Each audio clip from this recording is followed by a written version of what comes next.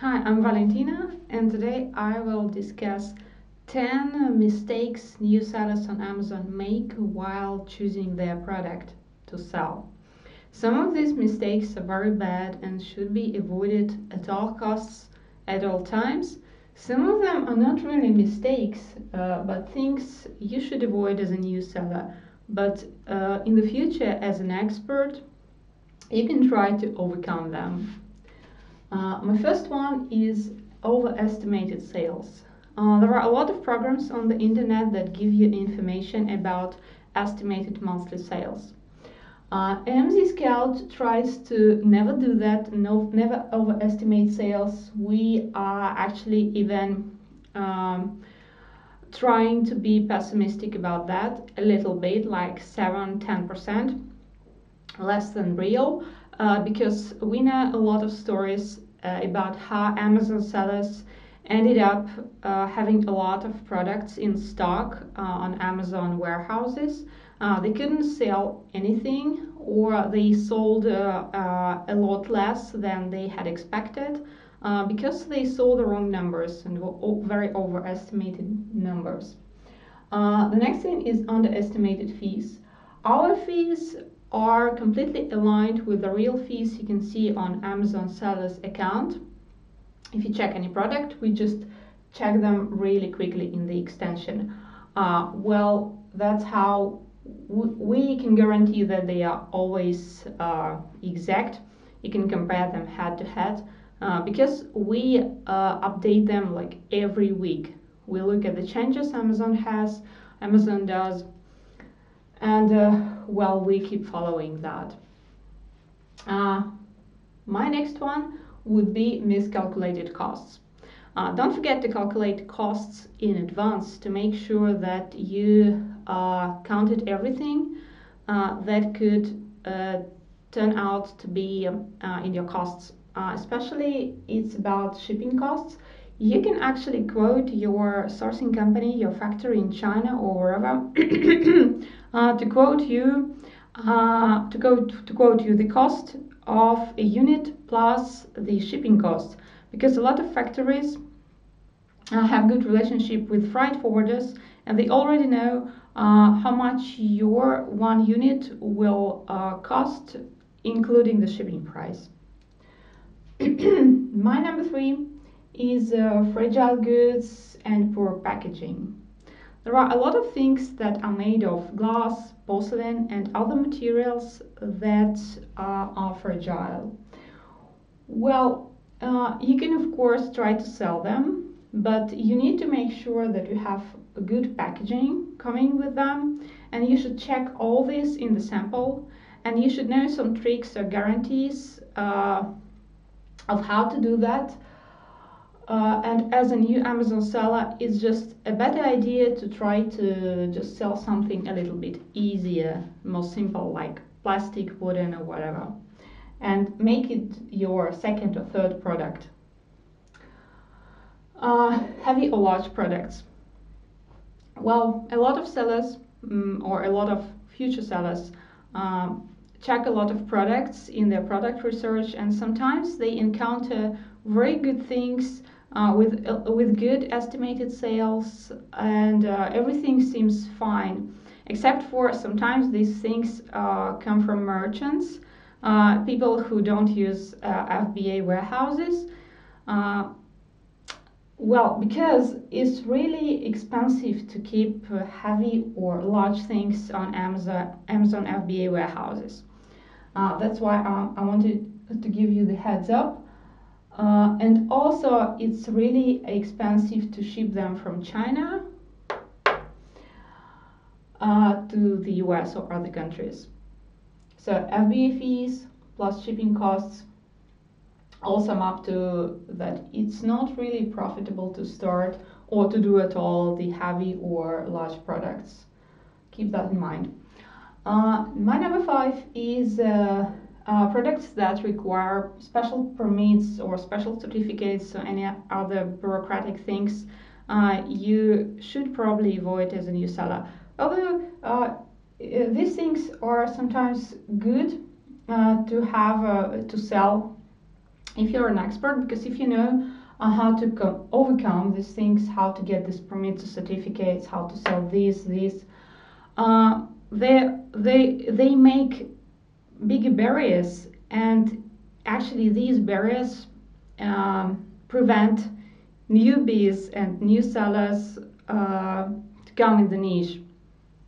So this niche becomes like less competitive for all the guys. Let's go on, and my number 6 is trademarked products, that have copyrights or patents. Well, you should avoid them, of course, but sometimes Amazon sellers surprisingly get away with this, with selling trademarked products for a long time. Maybe no one notices them. Actually, it's not a big offense. You can try doing that, but at any time you can just receive a letter from the owner of the trademark asking you to stop doing that, or otherwise you will be just you will have a lawsuit. So my advice is just to don't do that. Seasonal and holiday products. Well, you can try doing that, but I think you should be an expert to actually estimate how many items you can sell during the holiday season, or any, for example, winter season, and to not ending up having a lot of products in stock and waiting for the next season to come, while they will rot in the warehouse of Amazon, and you will be paying for them, of course. So not good idea for the first product. Although it's of course good to sell a lot of things on Christmas or any other holiday, but okay, getting back to the first idea, don't do that. My number 8 is regional vacation specific products. Well, at least these seasons are well known, right? Some things that require a person to know the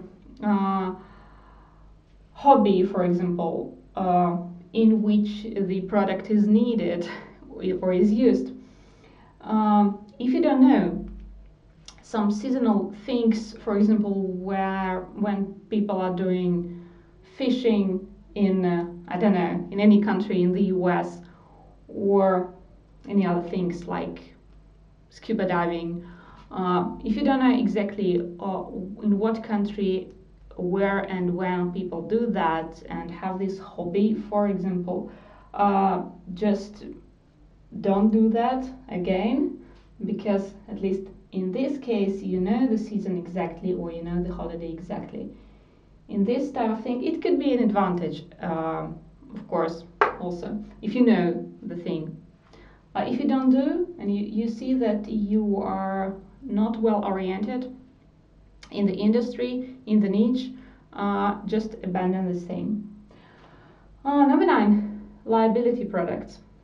Some things, when it comes to kids, babies, especially when it comes to gear, and a lot of times can cause some damages to people's health when they fail working, for example. You will be facing a lot of trouble with these products. If you don't know how to overcome these obstacles, if you're not ready for this burden, just steer clear. And my last one is not knowing the price history. Sometimes